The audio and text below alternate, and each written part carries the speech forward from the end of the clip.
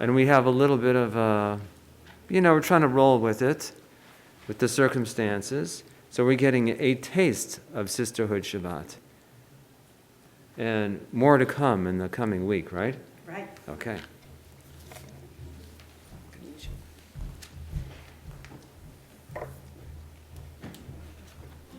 You thought you were through with me. You're not.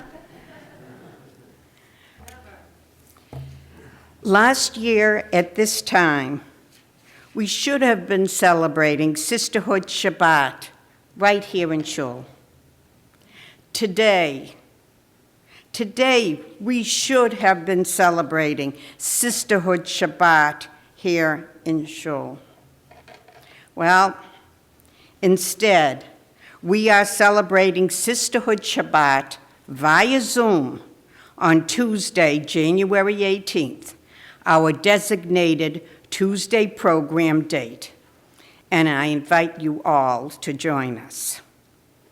Do you know what we are missing by not celebrating here in Shul? We are missing the Kol Isha. We are missing the beautiful voices and presence of our sisterhood membership that should be sitting here in the pews in front of me. We are missing the voices of our women leading the service, the whole service. Chanting, each one would have a different Torah portion, and someone other than me would be doing the Haftarah.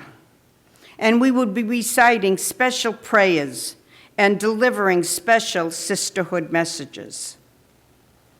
Now, Batya Barav, my co-chairman, and I, we have tried to simulate a feeling of Sisterhood Shabbat with some of our women here today participating in this morning's service, especially Priscilla for the beautiful Torah reading.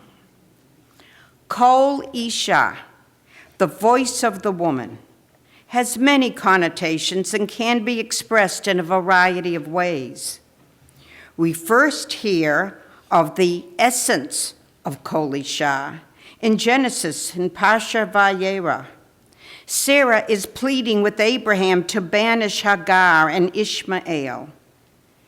Abraham is disturbed by this because, after all, Ishmael is his son also. God is aware of Abraham's distress and says to him, "Do not be distressed over the boy or your slave. Whatever Sarah tells you, do as she says. Shema b'kolah. Listen to her voice." What does it mean to listen to her voice? In this case, it is be aware of the anguish. Hear it in her voice. Later in Shemot, in today's reading of Beshalach, Miriam, sister of Moshe, leads the women through a song and dance in praise of God. And Miriam sang unto them, "Sing ye to the Lord, for he is highly exalted." Kol Isha was heard among the people. A modern approach to the meaning of Kol Isha is the formation of the group, the Women of the Wall, known as WOW, Women of the Wall. It was established in the year 1988. Women of the Wall is a women's prayer group in Israel, comprised of women, young and old, young mothers, grandmothers, seeking the opportunity to pray out loud, raising their voices in song and praise, to feel a spiritual and communal connection to God and Judaism. Sadly, there have been many attempts to silence their voices and presence as a group at the Kotel because of an ancient interpretation of Kol Isha as a disruption to a man's concentration in prayer. And thus it is considered a prohibition among certain religious groups to hear a woman's voice in public. But over the centuries, the voice of the woman has become very powerful. Kol Isha goes beyond just the sound of the voice. It encompasses the power of the voice. So I'm going to tell you a little story about the power of a woman's voice and what it can accomplish. In 1902, Jewish women of the Lower East Side mobilized to protest the increasing meat prices.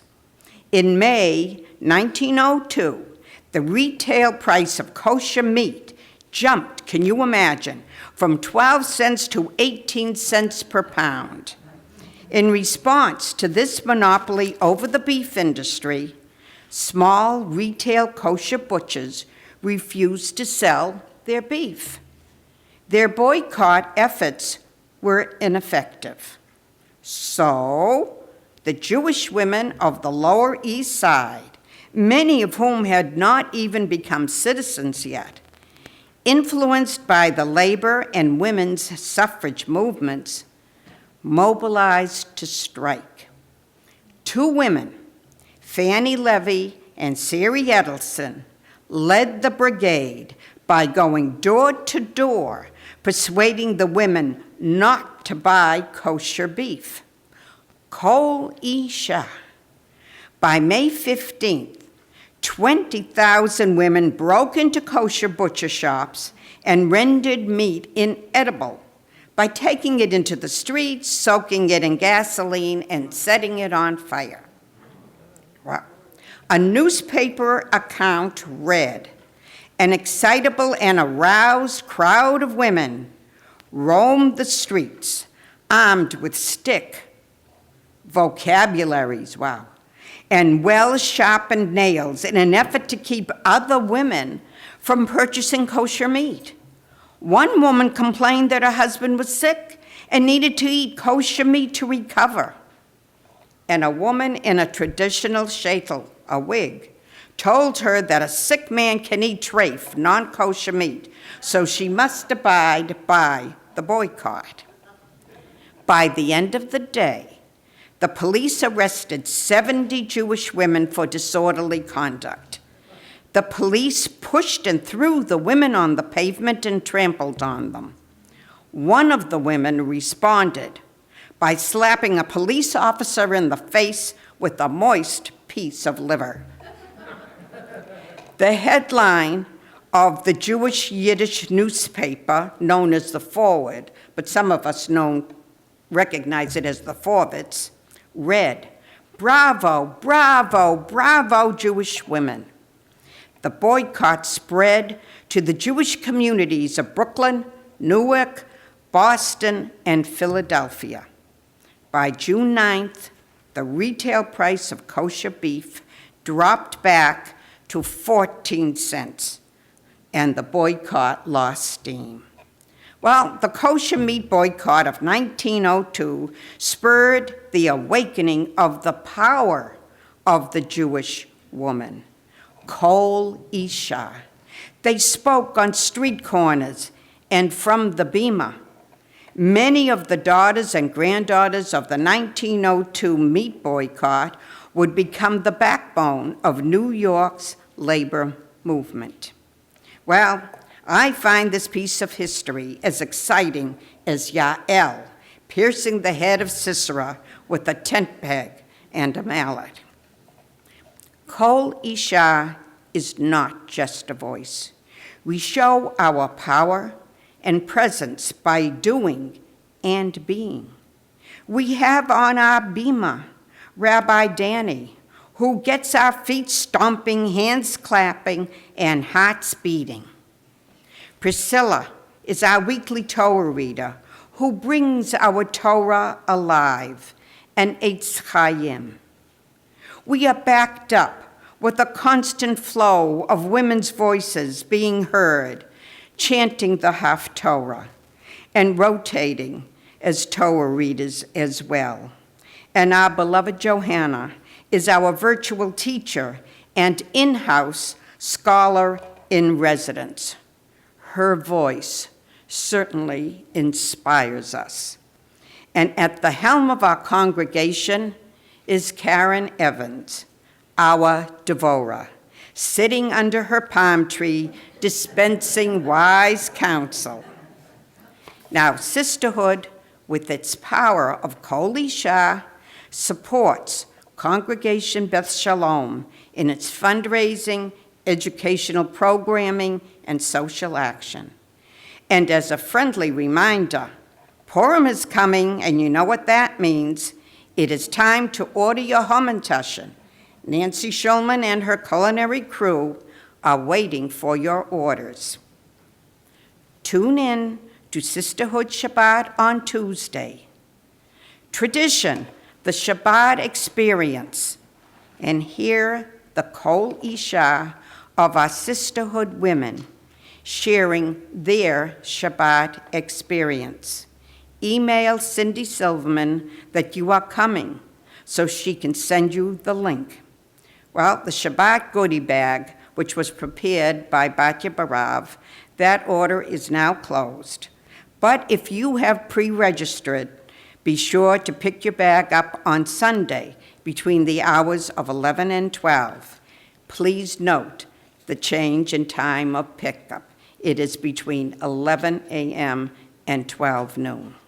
And on behalf of Sisterhood and my co-chairman, Batya Barav, thank you for letting me be your Kol Isha today. And a Shabbat Shalom to you all.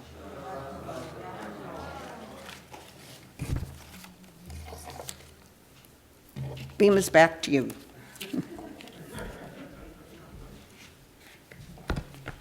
I'll take it. Oh, there you are. Back to you, Rabbi. Naomi, Yasher Kochech, on your beautiful and uplifting words. And I only want to add, I had two things. Let me see if I can remember them, but one for sure. 20 years ago, on this day, was my senior sermon in the Women's League Seminary Synagogue at JTS. And that's the synagogue at the Jewish Theological Seminary that it's called Women's League because the Women's League across sisterhoods across the United States and Canada and internationally as well supported that effort to build that sanctuary. And 20 years ago to this day, I delivered my senior sermon there for Parshat B'Shalach, known as Shabbat Shirah, and we sang together. And that was a lottery that I had that parsha, or maybe it was a lottery, but they gave it to me, and I love to sing, as you know, and so it was a real honor on that day. Thank you for your uplifting words of anchoring sisterhood into this Shabbat, into our community, and connecting us with communities all over the country. Thank you. Well, next Shabbat Shira, it's all yours. Oh yeah, that was the second thing.